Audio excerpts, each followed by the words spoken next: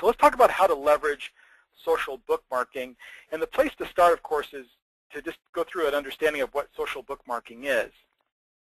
Now, social bookmarking is a powerful method for driving traffic to your blog and sales pages to create opt-ins and to build your list. This is really not rocket science, as you'll see as we go through this, but there are a few tips that I want to share with you today that will help you identify some quality sites that I would recommend to you and to help you get started today. Social bookmarking is the act of recommending or reviewing blog posts, articles, videos, podcasts, and other content by marking the chosen content entries on one or more bookmarking sites, like those that I'll recommend to you as we go through this presentation. Now, typically, you will sign up for a free account at all of these, and you'll do one or more, and I certainly mark to many in my own practice, and then recommend content as you surf through the internet and or stumble across content that you deem worthy of comment. So these are sites like, let's say, Stumble Upon, where you would be maybe looking at a web page, reading an article, seeing that has a lot of value, and then we're suggesting that to other readers on Stumble Upon, or digging it, or retweeting the content. These are all acts of social bookmarking. Social bookmarking is also a powerful SEO tool, and you should always bookmark your own content or encourage others to do so on your behalf.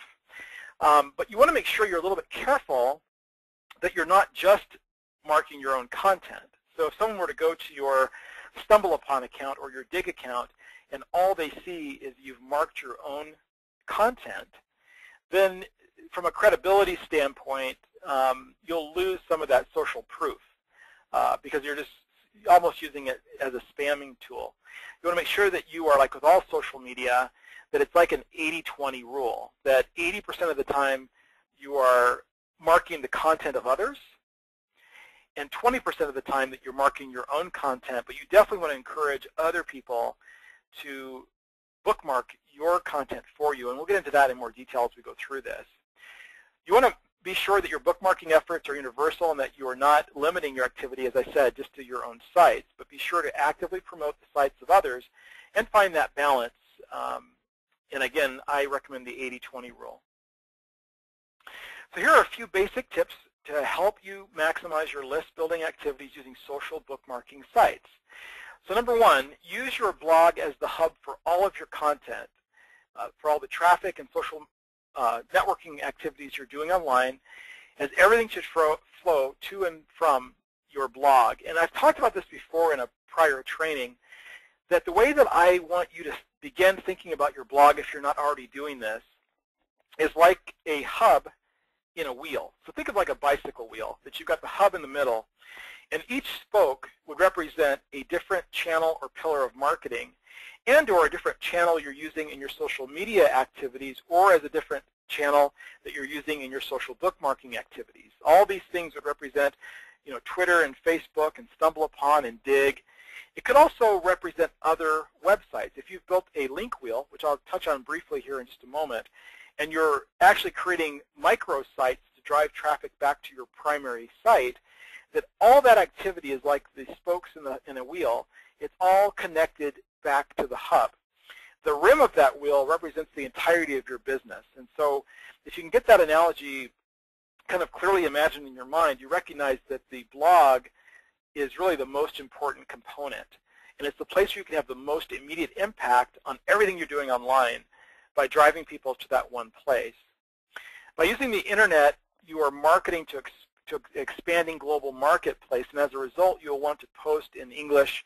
And if you have skills in other languages, you may want to experiment with that a little bit as well. So if you are marketing a program that you know by just looking at the numbers has a lot of reach, let's say in a Spanish-speaking market, and you have that skill set, even though it isn't your primary skill set, you might play around a little bit with the idea of writing to your post in that language, or when you're doing your social bookmarking, you're bookmarking in those languages.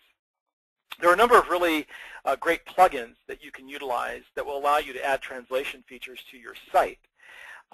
There's a site called myezeinworld.com.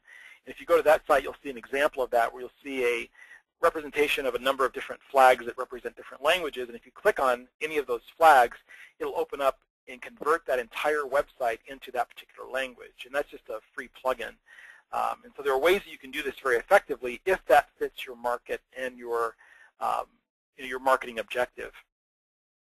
You want to always be mindful of SEO best practices and use keyword-driven anchor text when adding a link to your blog post. So whereas you're going to be sharing out content that you're finding, and in your comments, when you socially bookmark the site, wanting to be mindful of the keywords that you're using, because again, this content is tied back into your account, so it all does eventually flow back to you and back to your blog if you follow my wheel and spoke and hub analogy.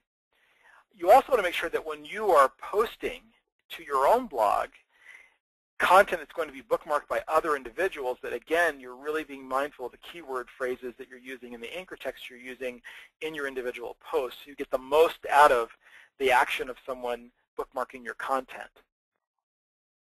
You want to utilize audio and video to make your blog post more engaging. This will also make your site very sticky.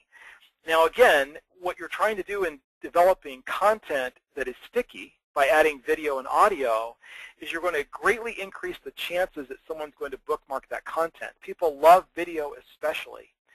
And if I don't think I'm recommending you take and turn your blog into a video blog, but what I am saying is that maybe out of every 10 posts you do, here again the 80-20 rule, maybe 2 out of 10 include some type of multimedia. So whether it's an audio or a video, that you begin to integrate that into your blogging strategy, and you will watch your bookmarking results rise significantly.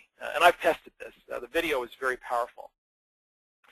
You want to make it easy for your readers to bookmark your blog post by providing social media and bookmarking icons prominently on your site at the bottom of every post and page.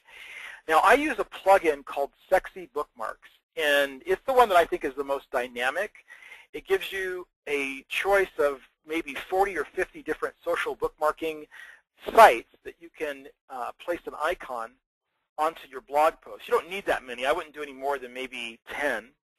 But use the ones that are the most predominant. So you want to make sure that Facebook and Twitter and StumbleUpon and Reddit and Mr. Wong and Dig and Delicious and all of those primary social bookmarking sites, you have an icon at the bottom of each post.